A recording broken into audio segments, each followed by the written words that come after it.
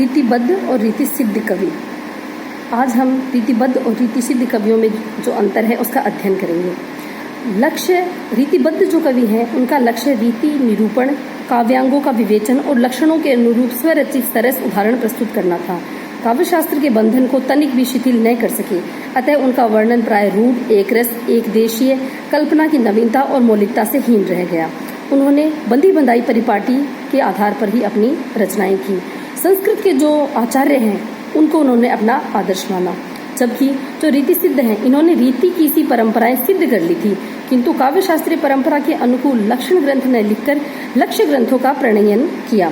रीतिबद्ध व रीति सिद्ध के मध्य की पृथकता को व्यक्त करते हुए डॉक्टर विश्वनाथ प्रसाद मिश्र कहते हैं, रीति सिद्ध कविगण लक्षणों के झमेले में पड़ना नहीं चाहते थे, अपितु कुछ चुने हुए प्रसंगों पर कविता करना चाहते थे। तथापि उन्होंने रीति का बंधन ढीला अवश्य किया, उसे तोड़ा नहीं।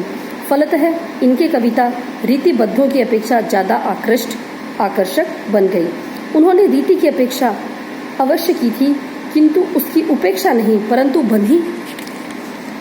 बंधाई परिपाटी के अनुसार लक्षण ग्रंथ का प्रणयन करने, बंधी बंधाई परिपाटी के अनुसार लक्षण ग्रंथ आदि की रचना न करने के कारण और कविता के अतिशय सरसता के कारण उन्हें रीति सिद्ध कवि कहा जाता है। रीतिबद्ध और रीति सिद्ध से रीति मुक्त धारा अत्यंत अंतर रखती है। उसके बारे में शुक्ल जी कहते हैं, रीति मुक्त कवियों ने रीति ग्रंथ न लिखकर श्रृंगार रस की फुटकल रचनाएं लिखी। इन्होंने क्रम से रस, भावों, नायिकाओं और अलंकारों के लक्षण निरूपण कर उसके अंतर्गत अपनी स्वानुभूति को उद्धृत नहीं किया।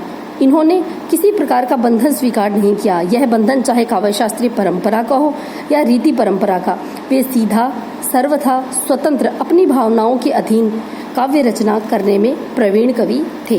रीति सिद्ध कवि वे हैं जिनका लक्ष्य कवि शिक्षा विषयक ग्रंथ लिखना नहीं, उनका लक्ष्य था काव्य रचना में कवि होने में अपना गौरव वे मानते थे। सेनापति, बिहारी, रसलीन, वृंदेंद्रप, शंभु, नेवाज, कृष्ण कवि, हठी जी, विक्रमादित्य, राम सहाय और बेनी प्रवीण आदि इस आधार के मुख्य कवि हैं। इस धारा की पहली विशेषता है, ये जीवन और जगत के विविध क्षेत्रों से मनोनुकूल सामग्री का संकलन कर उसे सरस रूप प्रदान करने में समर्थ थे। काव्यांग निरूपण का बंधन न होने से इन्हें यह चिंता न थी कि इनकी काव्योक्तियां किसी लक्षण विशेष के अनुरूप होंगी या नहीं। इनमें मौलिक उद्भावना की शक्ति अधिक है। ऐसे अनेक स्थल हैं जो चमत्कारपूर्ण व मार्मिक हैं। कला पक्ष व भाव पक्ष को एक समान ग्रहण किया है। डॉक्टर विजेंद्र स्नातक के शब्दों में वस्तु, दृश्य या भाव चित्रण में भावुकता का आश्रय लेते हैं। श्रृंगार के वर्णन में संयोग और वियोग के जैसे मार्मिक चित्र इन्होंने अंकित किए वैसे अन्यत्र दुर्लभ हैं। प्रबंध के स्थान पर मुक्तक को इन्होंने वरीयता दी है।